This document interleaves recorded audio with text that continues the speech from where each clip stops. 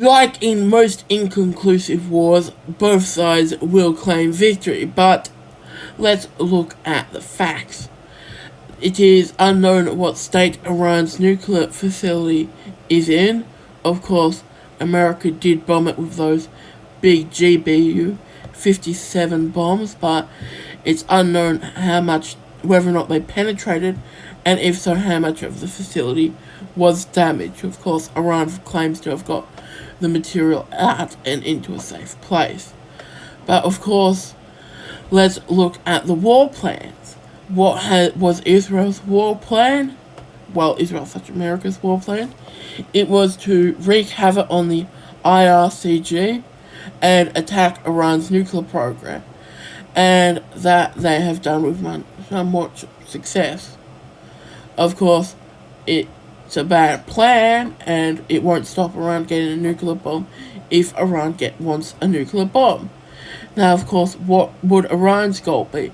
Iran's goal would be to stop the attacks and maybe hopefully shoot down an enemy aircraft, and then implement a retaliatory strikes that would give a strong deterrence for the future. And of course, if you look at that, Israel achieved what it was planning to bomb. Well, maybe it was success, but it doesn't matter whether or not the operation is a smart idea or not. They successfully conducted what they were planning to some extent.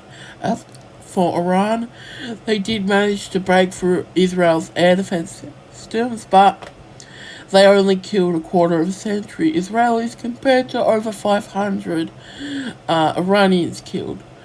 And of course, if you look at Israeli losses, of course, they will lose a lot of Mossad assets, but they knew that when they were planning the attack. They weren't planning to overthrow the government. So, if you look at the facts, I'd say Israel has done better out of this war. For example, Iran's Air Force did take damage, but what's notable is that it didn't really conduct combat. It apparently just evacuated to a safe place. Oh well. Not when in reality what they should have been doing is they should have been putting up a fight. Even if they were going to lose lose every dogfight, the fact that they're putting up a fight is a deterrence in of itself. And let's look at Israel. Iran stopped the war when Israel wanted it to be stopped.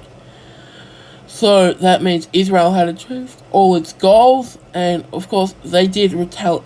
And then America dropped the bomb that Israel wanted and planned to have. And then what does Iran do? A symbolic attack in response. So it's clear that, well, Iran is playing defensively, of course. But if you compare that to what they did in the 1980s to Iraq, when Iraq tried to do a limited special military operation, they fought a total war for 8 years. And in fact, invaded Iraqi territory. So, yeah. So, if Iran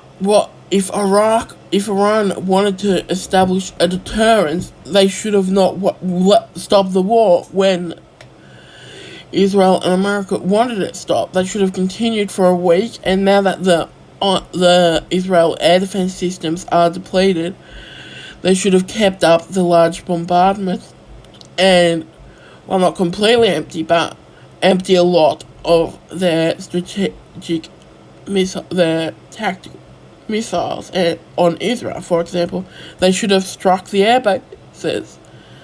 The air bases in Israel should have taken a lot of hits. So yeah, don't have much more to say except I think if you look at the facts, Israel did a better job than Iran, and I think that's mainly because of the Iranian government are reluctant to strike Israel, and Israel has successfully taken on the axis of resistance one by one and has been very successful. If in October 2023, if the Iranian used its axis of...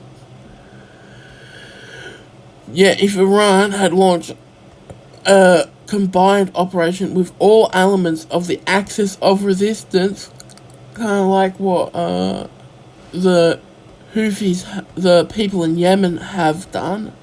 Well, the people in Yemen, America tried to defeat them with their aircraft carrier group, but they had to give up.